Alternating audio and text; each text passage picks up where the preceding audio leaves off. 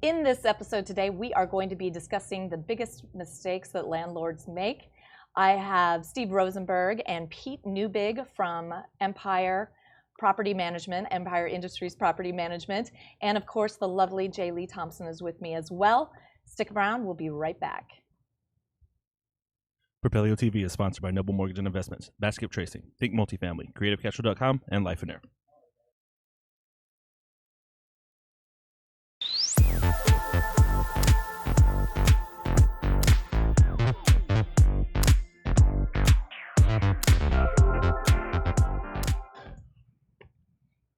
Hi there. Today we're talking about landlords' biggest mistakes here with Pete Neubig and Steve Rozenberg, and they're with Empire Industries Property Management, and they have all kinds of good information for us today.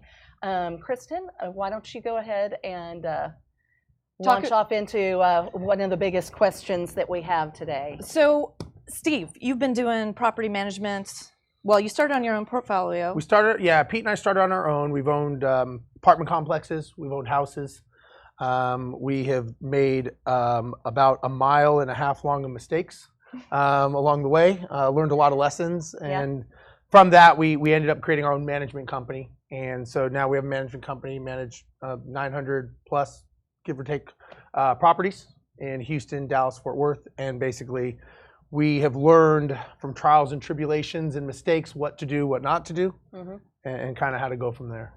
Excellent. And we also have a lot of mistakes we've made, and we also have a lot of mistakes that our clients try to make, and we try to prevent them from making those mistakes. Yeah. So what would you say is the number one? I would say the number one mistake is putting the wrong person in the property. So what we find is with Empire, we have a policy, right? And we have to abide by fair housing laws, and we have to abide by property code and all good stuff like that. And so we have qualifications, and we don't deviate from those qualifications. It's pretty cut and dry. And so what most self-management landlords, they don't have a policy and procedure, and they don't follow that policy. So, for example, Steve and I, before we actually had a management company, we would say, "Oh, look, this guy's a pulse. You have cash. You have a house. Congratulations. Look, you've got a huge down payment, like a huge deposit." Yeah. So that's the real big one. So so number one is have a policy, have a procedure, and stick with it, and make sure that you always follow it. Because if you don't, I promise you, every time you deviate, it comes back to bite you. Yeah. Yeah. And Steve, do you have that publicly listed somewhere? What your Yeah, we do. So we disclose what our qualifications are. We have about a 1% eviction rate, and because we're that very is low. we're very That's strict. Crazy. Well, when you go the other way, when Pete and I were doing it, we had about a 30% eviction rate, and we had about an 8-month average tenancy. So we learned valuable lessons. So we basically swung the pendulum the other way to say, you know what, the last thing you want to do if you're a landlord, is take someone else's problem, put them into your property, and now they're your problem. Or if you're a property management company, now we put a problem in a client's property, and now we have to deal with that problem. And Pete and I learned that if you look at their past, you'll see their future. People don't change their tendencies and their tracking of what they do. So you can choose to ignore that, which we did, and you can talk yourself into it while your gut and just so you know, Judge Patronella knew us on a first name basis in Houston. We were going to the eviction court so much. Oh, with 30%. The big challenge, over 30%, And the big challenge that most investors can't get by is they say, okay, well, if I have my qualifications real stringent, well, now my property's going to be vacant longer, right? So they want to put somebody in because obviously when there's a vacancy, then you see every day money's going out the window. Sure. So then what they do is they basically lower their qualifications. Start getting desperate.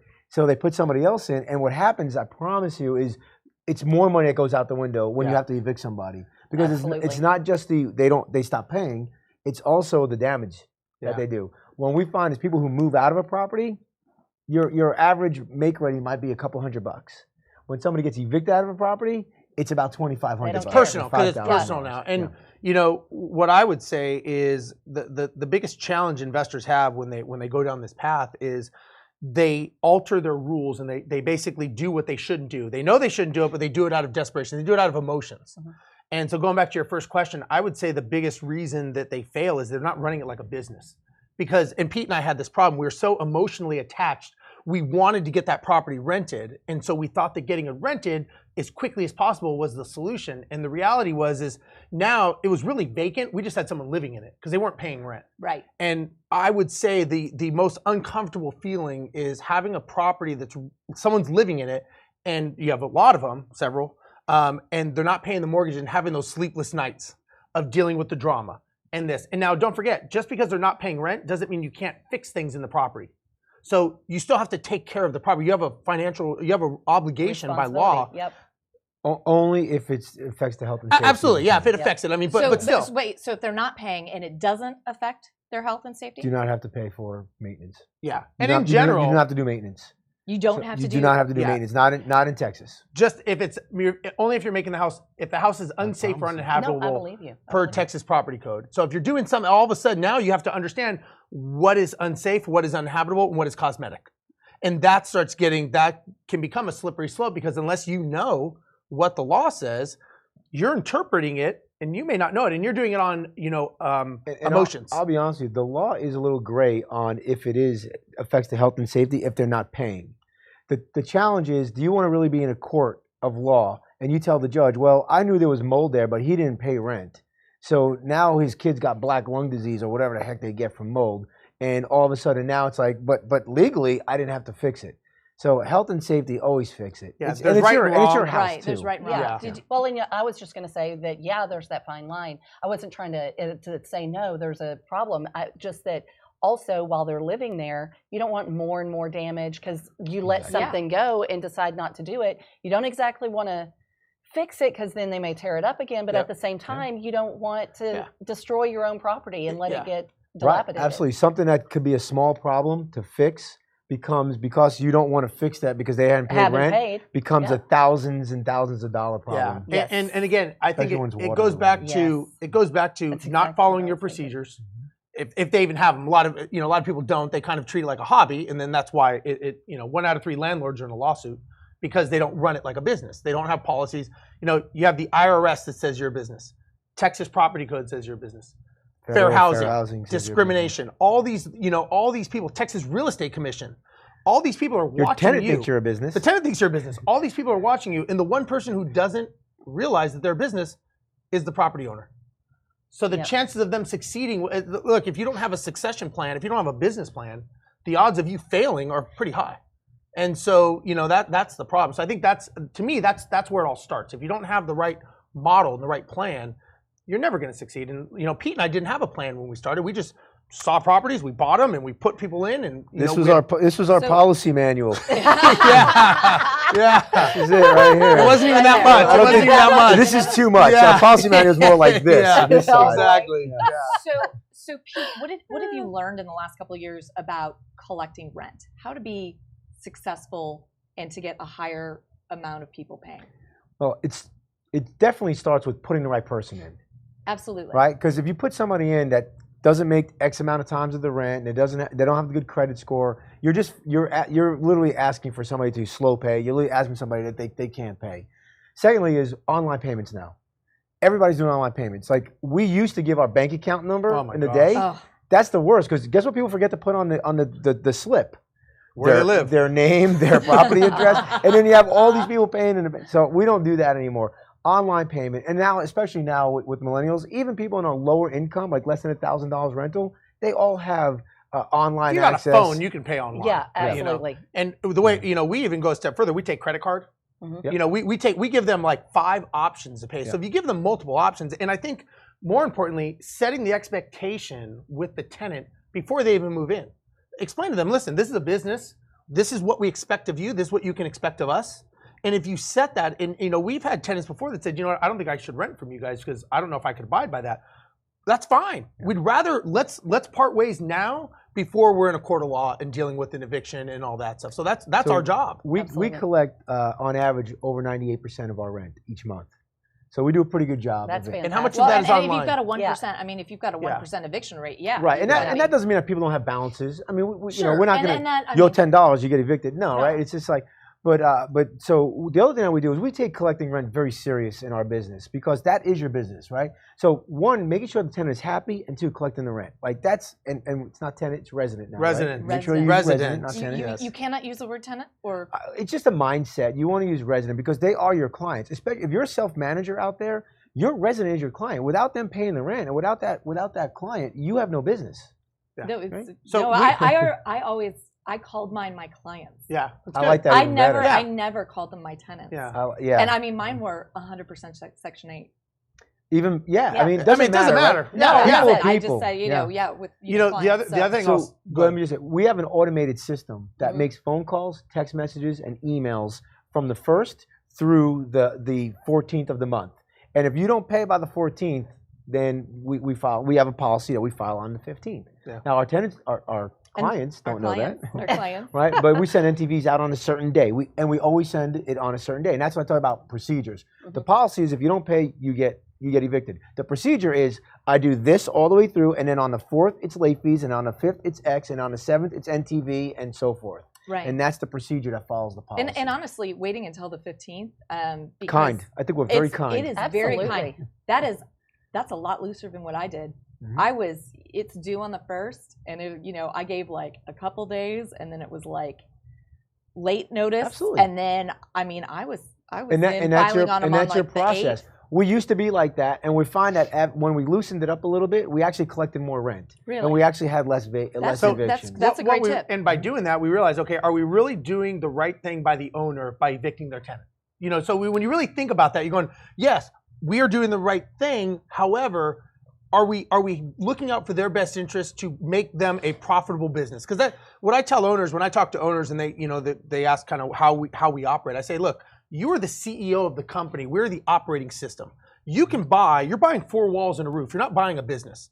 We are the business model that's getting injected inside of that business to make it run profitable. Because we all know people that have bought properties and run them into the ground because they don't have a business model. Absolutely. So I explained to them that we want to Real make estate sure doesn't work. it doesn't work. Yeah, it sucks. And Yeah, almost everything. yeah, exactly. Yeah. And Yeah. you were talking about the rent. One thing that we had learned is a lot of people will let's just say, for example, and I don't know if you were in court with me that one time, when we were in court and doing an eviction way back when, and the judge basically was listening to a guy in front of us, and he was saying, you know what, I'm just sick and tired. The tenant doesn't pay, has all these problems. I just want him out of the property.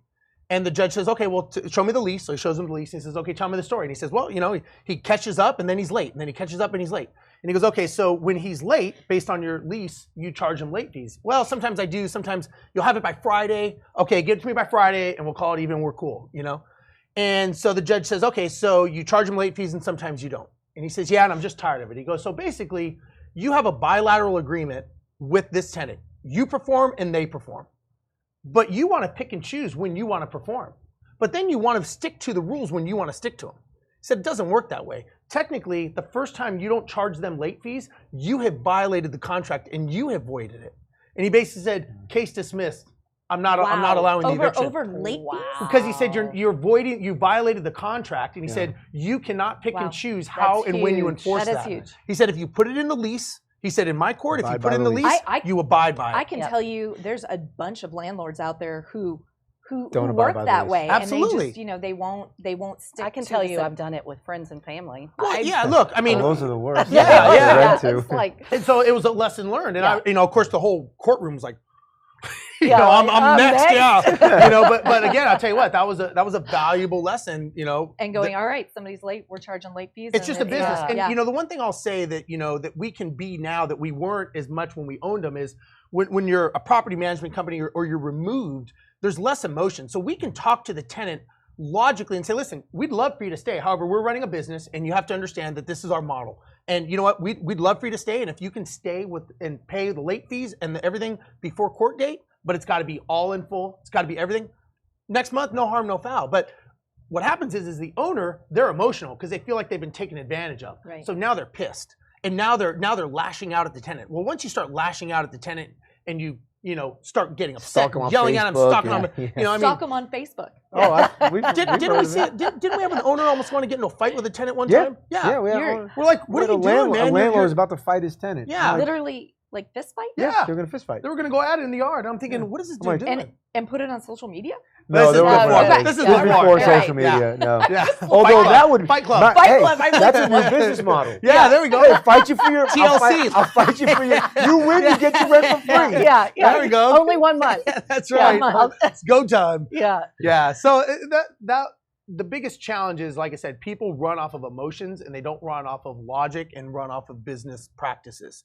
Everything else they do, they know it's a business, right? Right. They know it. But when it comes to a property, and I think the biggest mistake that I think we all have or have experienced is because we live in a house or an apartment or whatever it is, we think that's the same as owning a rental property. And a rental property is really a vehicle of investment. It's like trying to imagine living in your stock. You couldn't imagine that, right? And if your stock's not performing, you're not going to get mad and scream and call Chase Bank and go on a rampage. Well, some people may, but you're not going to do that, right? You're just going to sell the stock because it's not performing. That's really what a house is. If it's not performing per the pro forma, you can sell it. Yep. But because we live in a house, it's hard for us to disassociate ourselves with that model. And I think that's the disconnect, because if it was a commercial strip mall, if I had a pizza delivery, I wouldn't call and start yelling at the people that aren't paying their pizza, because you pay your pizza when you get it. That's what you do, right? Yeah. You don't think of it the same, but it's really the same investment. It's a vehicle. It's just a commercial vehicle. And so I think that's the challenge a lot of newer investors have when they get into this, is they get too emotionally involved in it. Yeah. Well, or like I mentioned before, it's a friend, or now they become friends with them, or they feel like there's a relationship there. And how could you do this to me? So now it's very good. No, and very good point. Don't ever become friends with your tenant. Absolutely. Don't be Facebook friends with your tenant. Don't be Facebook friends. Yeah. friends. You see everything they spend money on. Yeah. I see you. You can afford the trip, but I haven't seen rent yet. Yeah, no, I actually made that mistake one time, and it was like eons ago. But 2 girls, and they rented my like $250,000 house over by White Rock Lake, and they were cool and fun, and we went bar hopping, and one of them apparently had a cocaine problem. So apparently, quickly. yada yada. Yeah. No rent. Yeah. So you were earlier, Pete. You were talking about getting the right tenant. Yeah. What is your screening process for that? Like what service do you use? How many different types of background checks do you do? I know you mentioned credit score. What's the minimum credit score that you look for? So we have different levels. So we actually have what we call like a credit rebuilding program. So if it's a little bit on the lower side, and it has to be combined. So let's say a husband and wife, and they combine, it's like, let's say it's like 620. Well, that might be, you have to pay deposit, but it also might be what we call risk mitigation. And so they might have to pay a non-refundable fee of X dollars. It goes from $250 to $750. Wow. Yeah, depending on how low the credit score is. And then if it gets too low, we just don't take them. But we know, like, we weight everything, right? So like eviction, that's kind of we don't take. That's a hard line. That's kind of a hard line, right? No.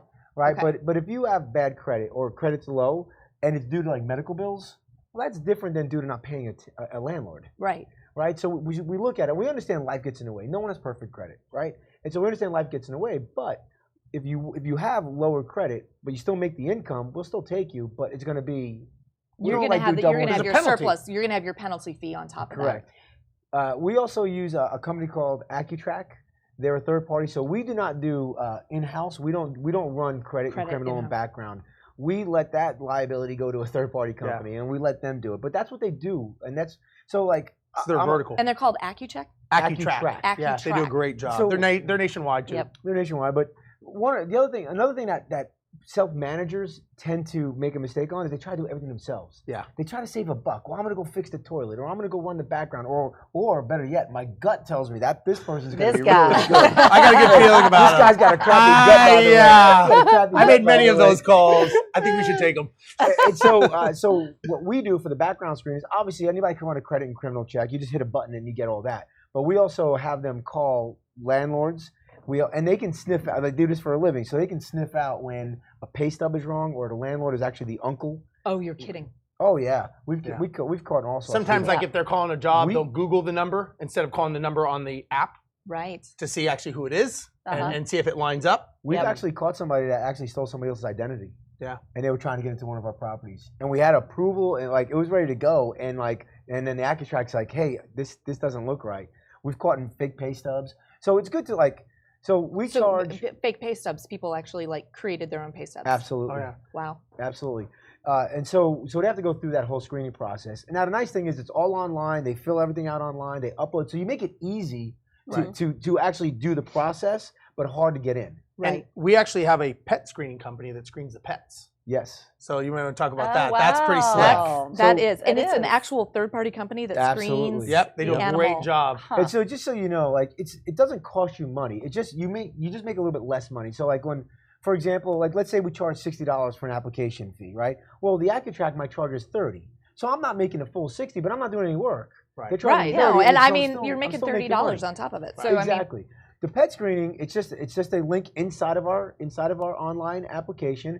And so, like back in the day, when you were a realtor and you were doing a pet screening, literally you have a form, in Texas, a TAR form, and they fill out the make, the model of the dog, or whatever the breed. I don't think and they the call name. it that. Right, it's the breed and the Sure it name, is. and then that's it. And sometimes you'll even say, okay, send me a photo. Well, then they go to the neighbor's dog, click the photo Snap. of the Yeah. Chihuahua, The little and then, bitty. and then yeah. their husky or their The chow chow lives in your oh property. no. So what pet screening does is it says, okay, send me all the information, the photo, send me any records that you have, and they do a full, thorough investigation on this pet, and they give it a paw score. Yeah. Paw score of 1 to 5, 1 being low, 5 being the best. So what we do is we don't believe in pet deposits. We don't do pet deposits. We do pet fee. Pet So fee. right. So we keep the money. Deposit, right? you Yeah. give them back. Pet fees, you don't. Okay. Right. And so, and because, just think about this. You already have this issue with the security deposit disposition. Now you have to have an issue with a pet deposit deal. Did It's the like, pet damage it? it's Did Did the they pet not? damage it? Did they not? Is right. whatever, It's just yeah. one less thing that you have to worry about. And so our deal is, and it goes from anywhere from 200 to 500 based on the paw score. And if it's a 1, we just won't take it, right? Yep. And if it's a 2 to a 5, we'll take it. And don't they go to call the vet? Don't they talk to the vet, or they? No, they have all of the records from the vet. So the more So like informa- all of the records from the vet, They're the doing a shot background records, all check of on the that. animal. the basically. more information you provide, the higher the score, the Right. better the score. And we so just the thought- less you pay up front. Right. And we if they just- never got the dog vaccinated or registered lower or score anything, to the point it's where we may yeah. not take it, or they have to pay a higher pet fee. very interesting. Yeah, and Yeah. because the one thing that people don't understand, a lot of we get owners and they say no pets, and we say, well, just think about this. 80% of all renters have a pet. In our portfolio, In, yes, yeah, in our and portfolio. that could be a goldfish. By law, that's a pet. So Right. if what happens is whatever, mostly a cats. hamster, call It's it a hamster, mostly whatever cats you and want to dogs, call it. though. It's mostly But the cats and point dogs. is if you say no pets and you uncheck the box for SEO purposes, your property, Mr. Owner, is not going to even come up in the search engine. So potentially, there's a lot of people that maybe have a little teacup dog Yep. that is probably treated better than our kids are treated, that you would never see that tenant. So your property could stay vacant longer, which means less revenue. And remember, you're running it as a business and it needs to create revenue as soon as possible. So at least look at all options and screen the pet and do a proper pet screening. And that's, again, that's what we tell them. Listen, this is a business. Look at all these options and make the decision based on the information. Don't just say no pets because, goldfish, You're dog, eliminating. whatever it is. Yeah, Well, you're eliminating so many But people. Absolutely. residents don't understand. Like when we talk pets in our business, we're talking cats and dogs, right? Right. But residents don't understand that. They think, oh, no pets. Well, I have this goldfish or this hamster or Right. whatever it is that we Or a really snake. or a snake that we may Iguana. not consider a pet, and we may not even charge a pet fee for Right. a goldfish, right? If it's in a 1-gallon deal, but they don't know that, and so that's another mistake that landlords make is that they Yep. say they don't want to take They pets. just like say Right. flat out no And, pets. and I would say the other one is the therapy animal versus the service animal. Oh yeah, that's So- a big. And it's thing. becoming a Is big it issue. really big. Yeah, it is. Big Yeah. issue. So a ESA or an emotional support animal versus like a service dog, right? So a service animal can only be a dog or small horse. Mhm. Don't ask me why it's a Or small horse. small No, horse. Yes, Okay. Really? true. That Then is- yeah. what am I thinking of that now they have goats for? ESAs. So Okay. those are emotional support animals. Okay. So the main difference is an ESA, I basically say, any animal I want, I need this animal because it makes me feel whatever. It makes me feel better, right? Mhm. Whereas a service animal literally has a specific function in life. Like just think of like the blind person with the guide dog, right? Yeah, yeah. Well, there are dogs out there that they can sniff out epilepsy. So before somebody's going to have an epileptic Yes. seizure, the dog knows, and it makes sure that that person knows, so they can go take their pills. But there's a lot of money and time spent on those animals, lots of money and time. On an ESA, well, Steve works for United, so there was that lady who bought a Peacock. on Oh, a United yeah. plan On the flight? Yeah. for her emotional support animal. Good thing it wasn't a doctor with a peacock because we don't have a Right. good history. Never mind. So some of the challenges that we have as realtors and as professional property management companies, we can't say no pets, right? And we can't say we can't take this emotional support animal. So what we can say is, okay, we need documentation that it's an emotional support animal. Well, so that stopped for a while, right? So I have this emotional, and basically what they're doing is they're calling it an emotional support animal. But they don't have a prescription for one. Right, and so the reason why they do is because it's my pit bull, and my pit bull is my emotional support animal. Exactly. Because they don't either they don't want to pay the pet fee or the pet deposit because you can't charge that for an ESA or a special needs dog, right? And You can't charge for an ESA? You can't. No. They're actually acted as an occupant on the lease. I've written out the dog's name as an occupant on the lease. If it's- Fluffy, the whatever. Fluffy. Dolph. Oh my gosh. Yeah, really. Oh my gosh. But so what they're trying to do is they're trying to get you to take their animal, but let's say it's a dangerous breed and you're not going to take dangerous breeds. Well, that's a way around it. Or they don't want to pay the pet deposit because maybe it's a really high pet deposit. So that's what they're doing. So originally we just said, well, show us a certificate. Well, then all of a sudden on the internet they pop up. You can buy a certificate for $75 or Hey, that's $25. Cheaper Oh, than wow. the pet deposit. Cheaper than deposit. All day. So then they print out. So now what you can ask is, okay, I need this certified. Well, now what's happening? So that stopped for a while. So now the ESA stopped. But now what's happening is that you're getting these PhD doctors, what are they, psychologists that will diagnose you over the internet and give you a Emotional Emotional support animal. right. Awesome. Wow. Yeah. Well, we're going to go to a quick break here. Everybody please like, comment, share, and we will be right back.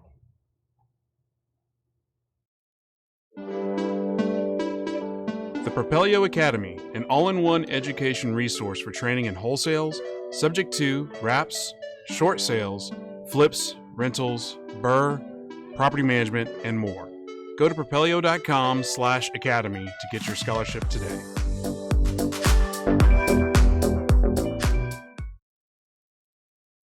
Propelio.com. What does Propelio offer? Lead generating websites, access to true MLS comps, off-market lead lists, and deal alerts. Get them all today at propelio.com.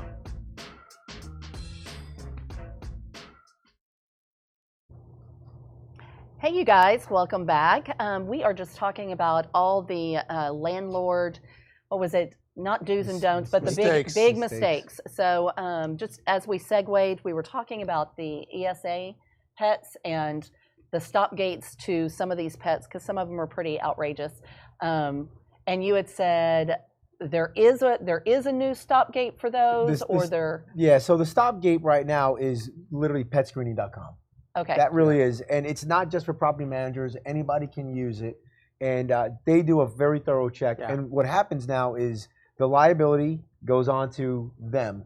So, because if you charge a pet fee for an ESA animal, that is violation of fair housing. It's the ADA that gets violated there. So Gotcha. you let them take care of it. They know exactly what to say. They know how the conversation goes. They know what to look for. Mhm. And since then, knock on wood, we haven't had any ESA animals come through. That's excellent. You have service animals, but not ESA. And Gotcha. what's the cost for PetScreen.com? I think it's like $20 or Worth it? $25. Nothing. It's For worth the it. tenant. tenant. Oh, Yeah, yeah, to the but tenant. for the tenant, it's Yeah. not even going to raise You your don't get- application fee You don't that even get much. charged. Yeah. The Yeah. landlord doesn't get charged for that Yeah. service. So Oh, it's wow. free to landlord. Yeah, it's Yeah. a no-brainer. It's a It's a no-brainer. no-brainer. Yeah. Oh, so you have them go direct to the website? Correct. Excellent. Correct. It's built into our application. They just click a link. And they can't get past our application until they finish that. Until they finish it and click Even that if they don't link. have an animal, they let us know they don't have an animal. Because then when we do our checks, our lease checks, our Mhm. inspections, if there's an animal there, we say, well, you said there was no You animal. violated your lease. So Nice. and that's a very good question because I didn't usually do it when I was landlording. How often do you inspect? We like to inspect, if we inherit a tenant, we inspect the next month. Okay. We give them a month to kind of get situated, and then we inspect. If we bring a tenant in, we inspect month 9. Okay. Right Now- before their lease comes up Correct. Right Okay. before the lease renewal. That's the determination. of what's going to happen. Yeah. Correct. How are they treating the property? Now we have some clients that want us to do month 3, month 9. They want to do twice a year. Any more than twice a year, I feel like you're imposing on the tenant Yeah. or the resident. Sorry. If we're doing our still job, learning that if one. we're doing our job right, we're picking the right tenant. You know, Resident. sorry, resident. If we're picking the right resident. We haven't seen a problem. We haven't seen an uptick in problems with properties getting damaged and trashed. If we did, then obviously we would change that. But we feel that rhythm works very well. Really, Yeah. it just goes back to the Right. first rule of thumb: make sure and pick the right. Yeah. And Yeah, it's another mistake landlords make. They either inspect too much, so like they're there every month, or they don't inspect at Expect all. enough. They don't inspect Yeah. at all. Yep. Yeah, and I would say one of the going back to that concept is the make ready. That's another mistake people make. I think a big mistake is they either overdo or they underdo the make ready, and they do it based on their own opinions of how they would want to live. Mhm. Or they say, you know what, I'm not doing anything because I bought the house and it's just supposed to spit out money every month to me, and I should No be on the matter what. beach, No and matter I don't what, yeah. care. So, again, you kind of we get both. You get the ones that want to most of the times, I think, do you think they overdo it or underdo it more? Under. Yeah, under. I think under's more. Especially investors. The people who lived in the house that give us their property, they overdo it. Yeah, because they're emotionally attached to it, so Yep. they want to give them the baby that they had. So they're, But then again, that's also a nicer product yeah, as well. Whereas if you buy it as an investment property yeah, and you start rehabbing it from the beginning, you're rehabbing it to be a rental grade. right. And a lot of times, Right. there may be an issue or a challenge, and they don't want to fix it. Well, it's like a rock in your shoe. It's not going to go away. No, It's just going to get worse. Yeah. Especially if it's a water damage, anything that that should be fixed. And what we do is we give them a report. It's like, I don't know, 40 pages, professional report that's done, and we say, look, this is Texas Property Code mandatory. This is highly recommended, and this is cosmetic, but it may get your property rented quicker if we do these. So we, our job is to be advisors and help them do that. And sometimes, like Pete had said in the beginning, we have to protect the investors from themselves sometimes, because they may not know. 80% of the people that buy the rental properties, it's their first time. They don't know what they're doing. They're just if I had to, what I would tell investors when going, well, how much should I do to get this rent ready? I just always told them, hey, go to HUD.GOV, go to the Section 8 housing standards. They have them all listed right there. Idea. yeah, that's a great idea. And that means that every covered. every single inch of that place is Right. covered. And I would go around. I had Section 8 inspectors that actually tested outlets. Oh yeah. That stuff will come up down the road, and believe me, it's a lot cheaper to Yeah. have it done before, and a Absolutely. lot less headache before somebody's living there. Because then Yeah. you have to schedule time with them. So Well, and I think the other challenge, they don't look at the marketing and sales side of it as far as like the curb appeal, Mhm. and doing the lawn and making sure the lawns, in Texas, the grass grows every 5 minutes. It's like another foot higher, right? So, Yeah. until August, yeah, when it's brown. yeah. Because But nobody- they don't Because you don't want to wanna- water. You don't want to water Ex- your rental you're- property. you're done, either.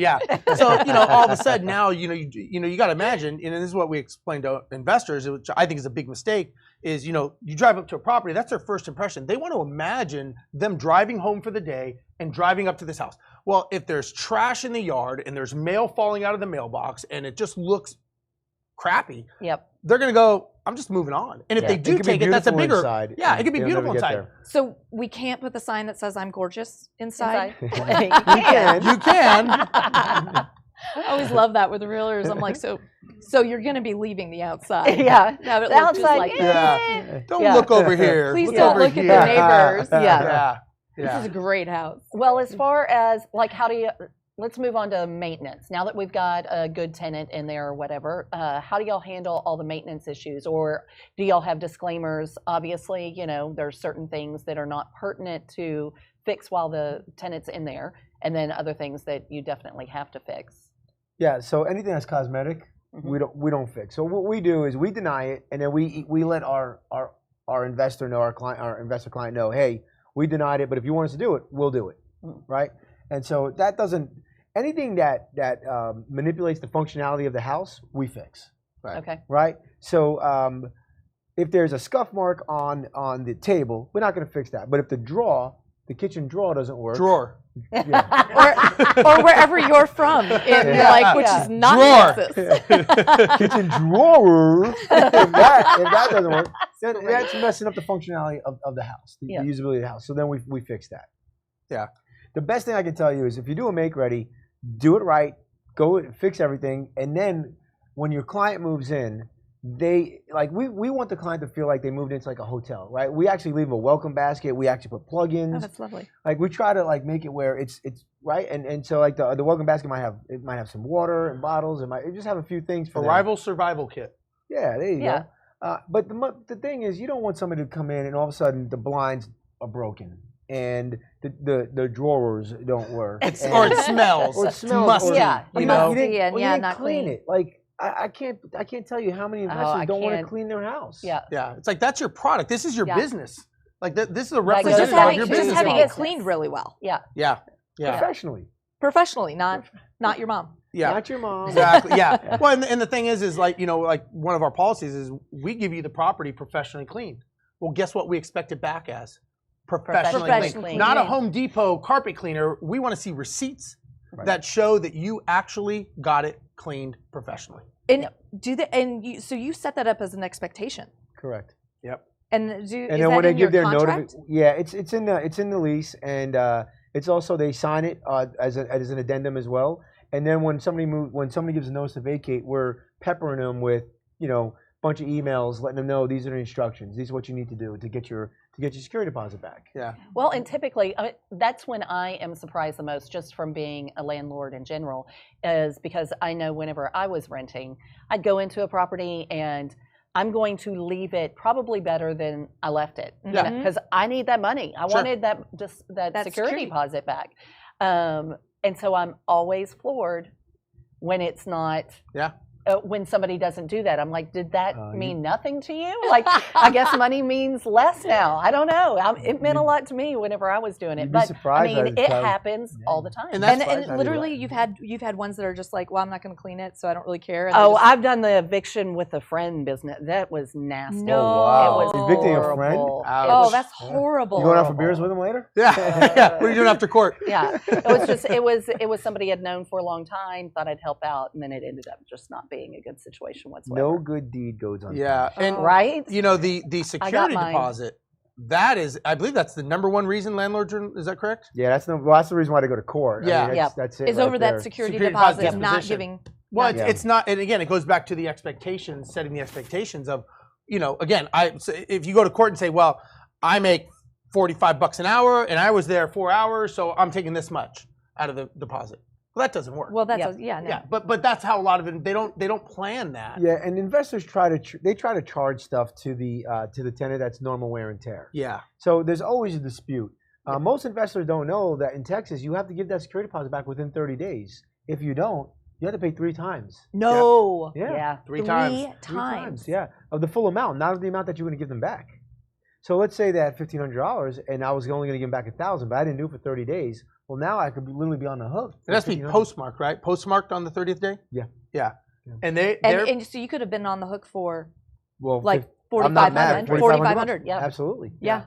Yeah. Well, that's astounding. And one of the things, and I don't know if we still do this, but we used to where they sign the document that acknowledges the fees, what the fees are going to be. They don't sign it anymore, but we give it. Right. To so them, it's basically it's kind of a sheet that says, okay, light bulb out, $3. Missing keys, $25. So it's a price sheet, so they know what to expect. And it says $3 minimum up. Yeah, minimum. Yeah. Okay. Got Because it. sometimes other light bulbs are if they don't even have all the light bulbs reinstalled. Well, we give it to them with them, right? Isn't that only fair? You give it to them a clean, functional property. Yep. If they're a tenant that you want and you've done the proper screening, they should care. If they don't care, you probably need to change your screening processes. So it's one of those things where it could be, and of course when Pete and I were doing this, we'd get it back and they take parting gifts. They take air conditioning units. They take wiring. They take ceiling fans. They would take the light bulbs on purpose. Stoves. I've been. Yes. Yeah. We had one guy. Well, you deal with Section 8, so you've definitely been. So actually, no. Really? No, actually not. Section 8 is held to a higher standard, which is why I insisted in all of my lower income homes that I had to have Section 8. One, I got a higher rent than what the regular neighborhood rent was. Right. I had one instance that was awful. I mean, it was really bad.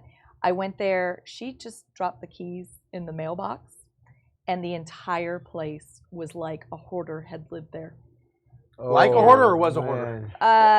It was. Oh, Basically was. The dirt. So all my walls were always white. You know, the dirt was up the walls to about 4 feet. Oh my goodness! And it was like brown and almost black in some places. So I took pictures of all of that and walked into her case manager.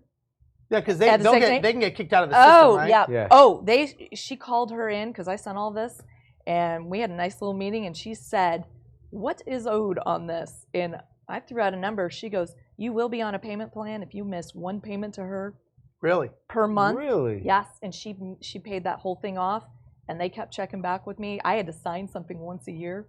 Really? For her meeting saying that she was keeping up with her payment plan. Wow. I love Section 8 for that reason. That's great. You've had a much better experience than we have.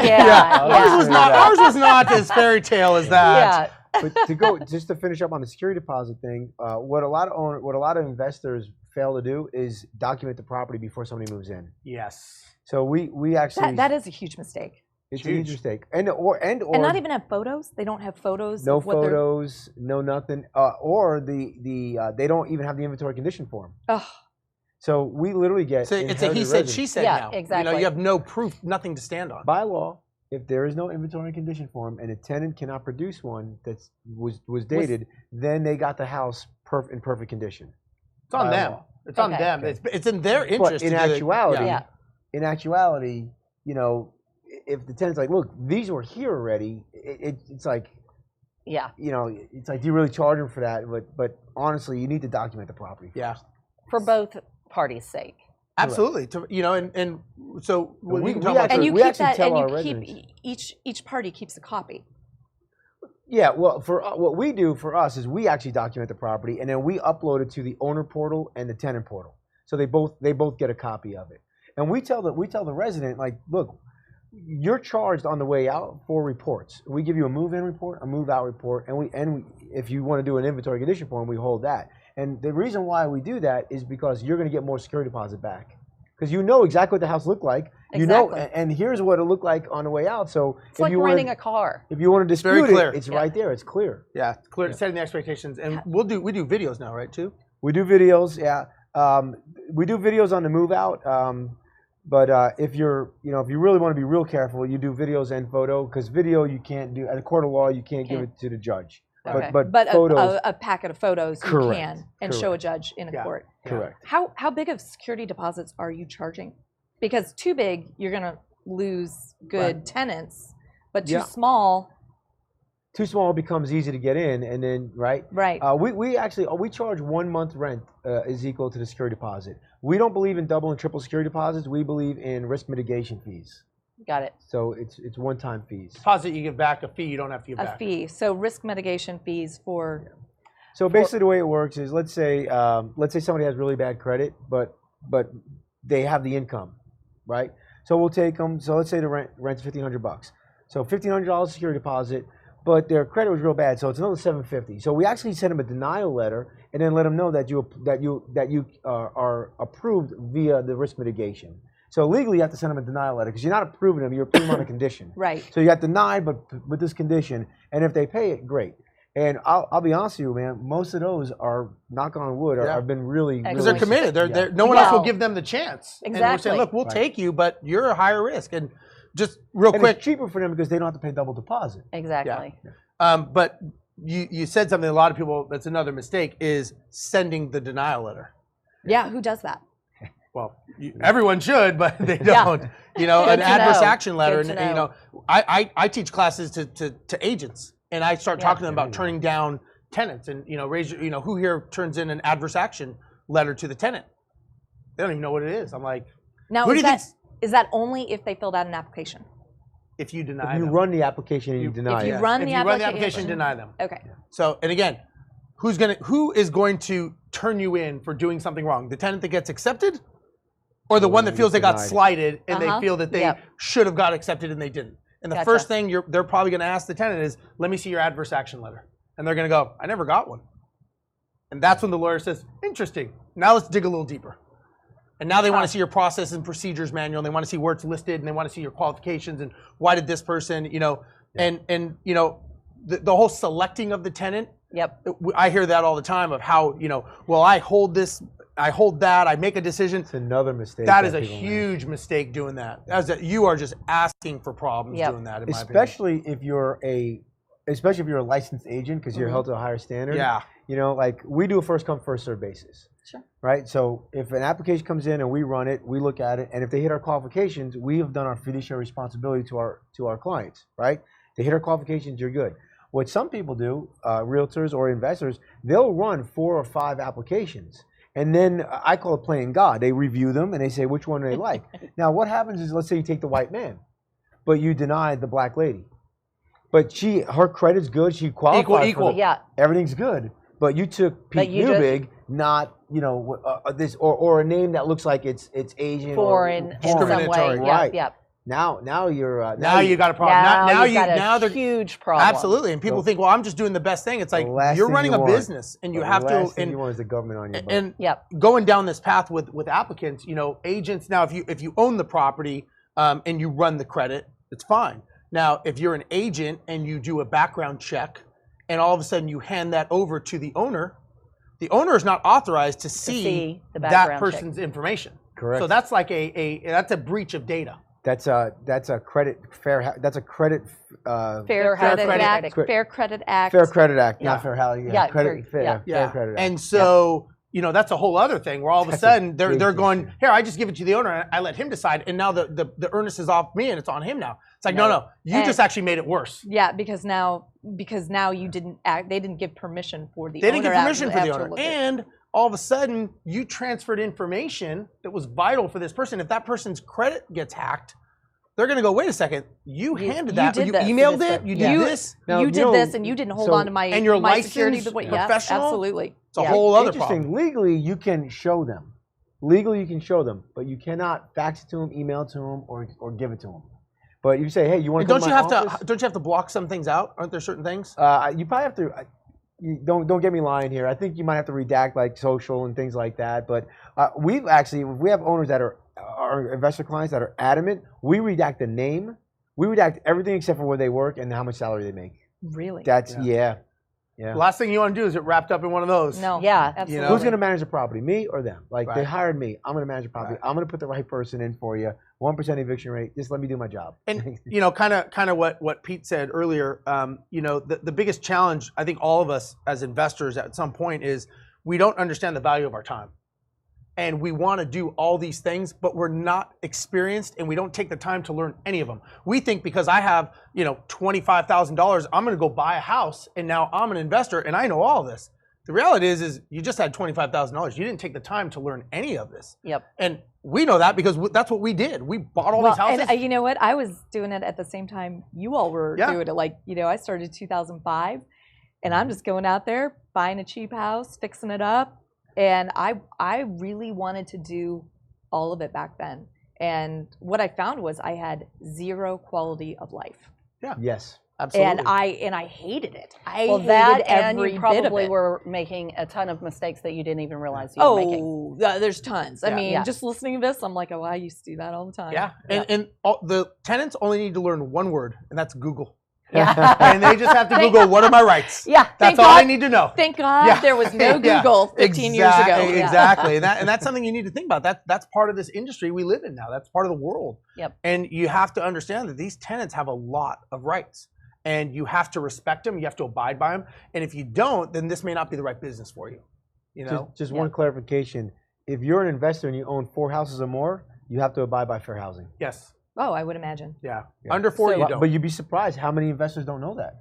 Yeah. How many investors don't even know the 7 protected classes or that there is something called fair housing? Well, because you don't have to know that to go buy a house. No. Correct. You just have to have money. Yeah. Mm-hmm. I mean, if you're a realtor or you've been in this business for a while, or you start treating it like a business, then you're going to educate yourself. But if you're just out there buying houses, then right. And I think the biggest challenge that we all see in the industry, or that I see, is that everybody talks and teaches how to actually get the deal, right? How to get the deal, how to flip the deal, how to get it on the front end. you're buying it based on numbers, based on return, based on what it's going to do. There's no one actually that out there that says, okay, once the rubber meets the road and you own this thing and now you have to get the return out of it month after month, year after year, there's no one really teaching people that. Yep. You go, what do I do when the tenant says they lost their job, but they're not leaving the house? What do I do? You know, What do I do? There's no Yeah. seminar that shows you that. And that's you know, there's no rule book. And so I will Yeah. never forget, my first purchase was a duplex. Uh-huh. And I was excited because it came with tenants, but I didn't know what I was doing. And the first day I bought this property, a lady was literally skipping, moving out. And I'm like, I didn't know what, like, Yeah. what do I do?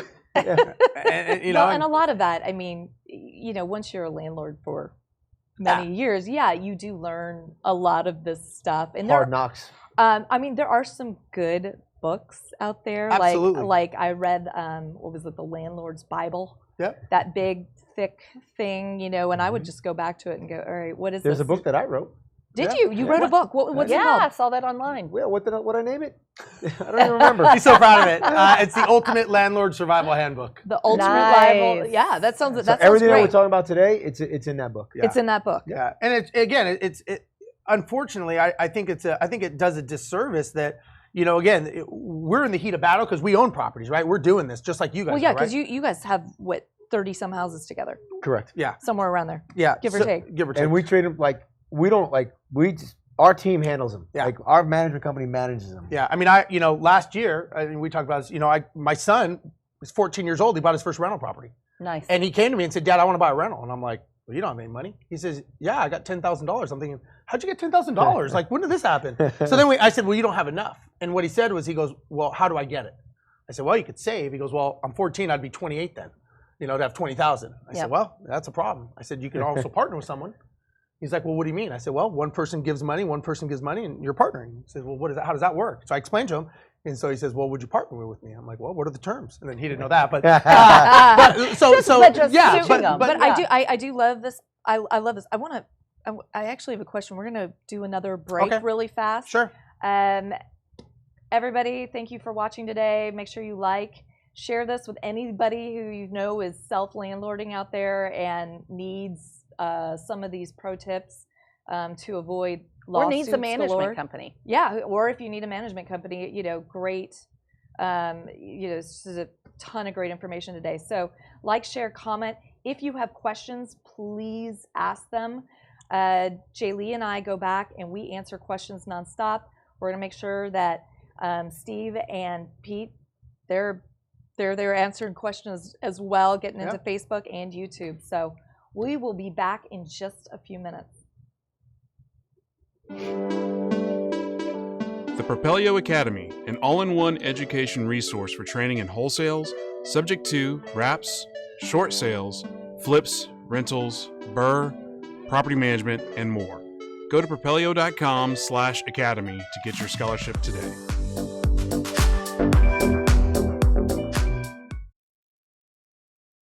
Propelio.com. What does Propelio offer? Lead generating websites, access to true MLS comps, off-market lead lists, and deal alerts. Get them all today at Propelio.com.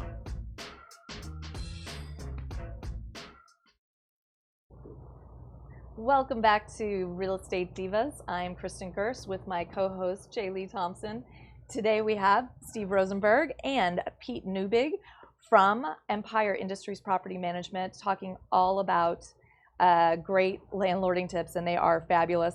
In the last section, we just finished up with you saying that your son, who's 14, just bought.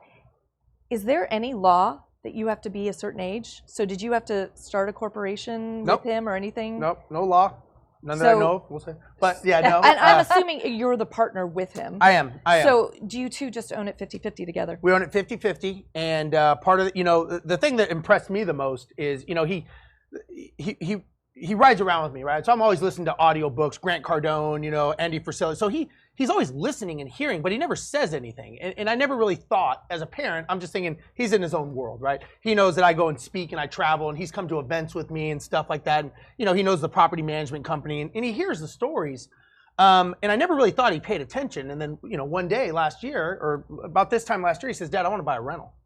I'm like, okay. So, and what we're talking on the break is a lot of people, after he bought it, people were like, well, how do you get a loan? I'm like, you're asking the wrong questions. The questions are, how did he think that he wanted to buy the rental? Because now he had to analyze the deal. So we sat down, I explained to him appreciation, cash flow.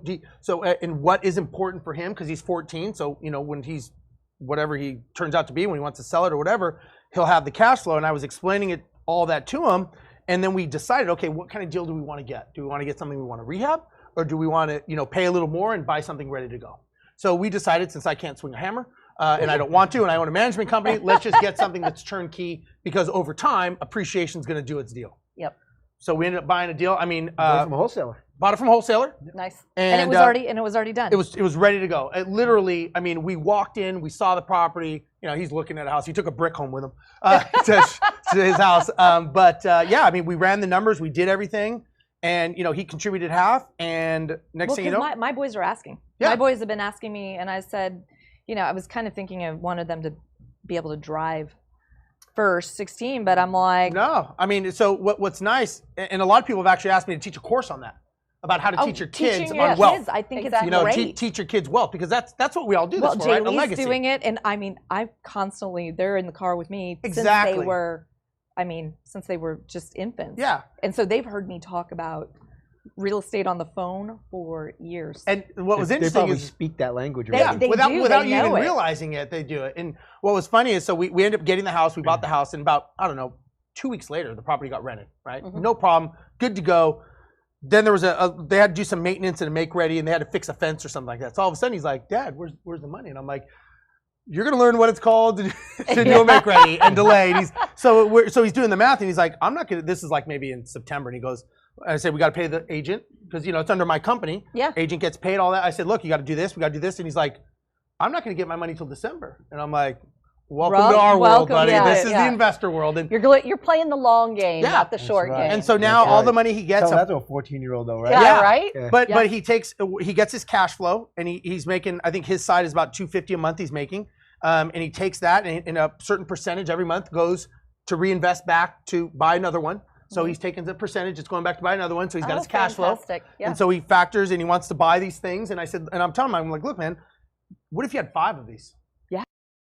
And $1,000 a month. Think if you had 5 of these things going, and not even counting what they would be worth down the road. But I want him to just see as his, ongoing cash flow. Exactly. I want him to see and experience that. And that right there, and I don't know, I was talking to Elizabeth before the show, and then we've been talking about it since then, and with my kids and everything.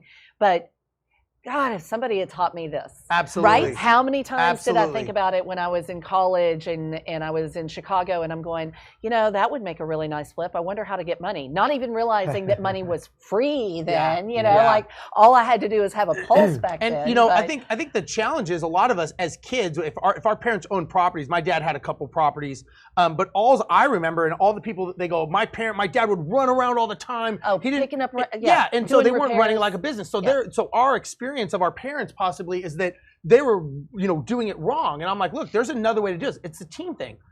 I mean, we literally saw that house one time. We have never seen it again. It is rented. The management company manages it.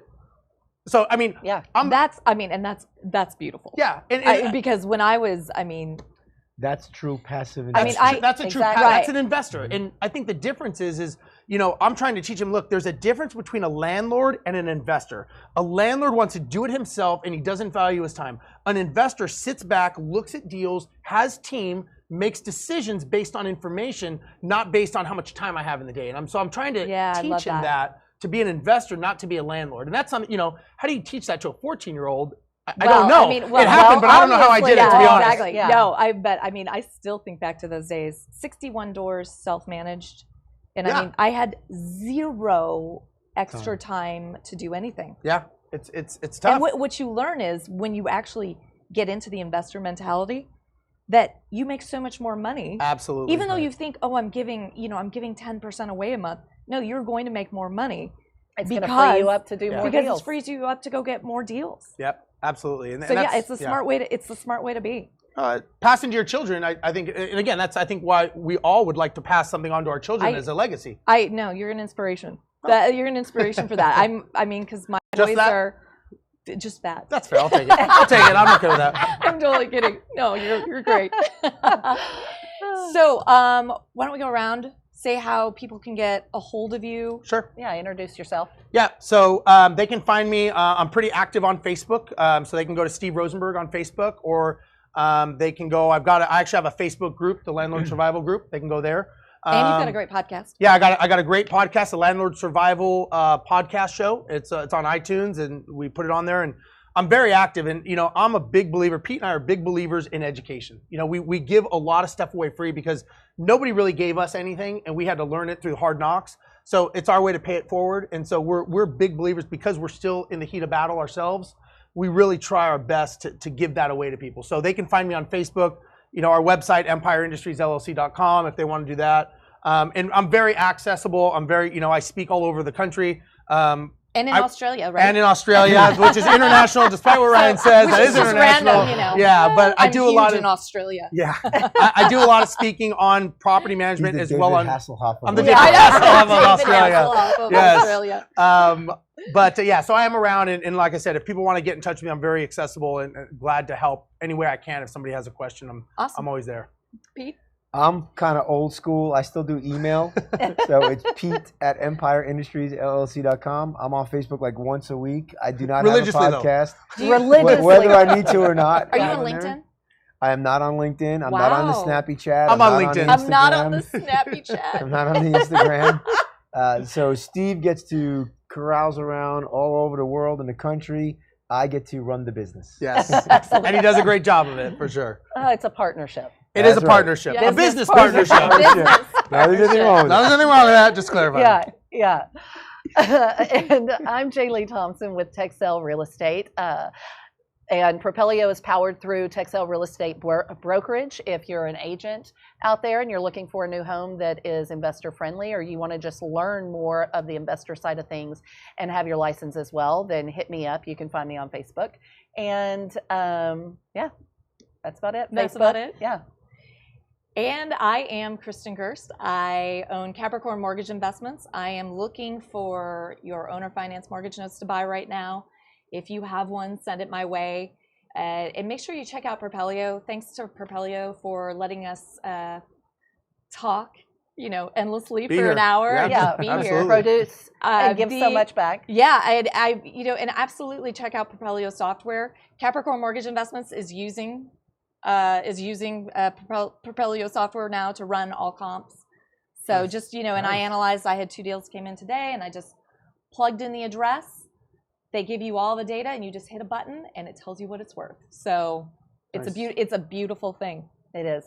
Yeah. It's way more user friendly than than going through all the MLSs. Just FYI for all my realtor friends. For all the realtors out there, I would say that they would want to do this. It's so much more. easier. It's the easy button. So much. It's the easy really button is. of pulling It's data. a lot prettier too.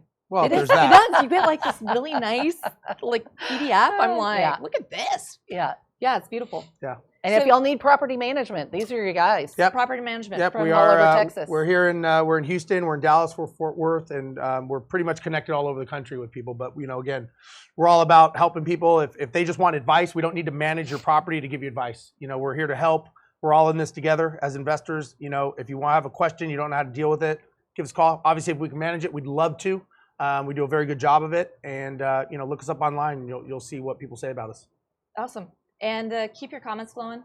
Yeah. So if you've got questions for these guys, really, and if it's specifically for Pete or Steve, great way to do it is in the comment bar.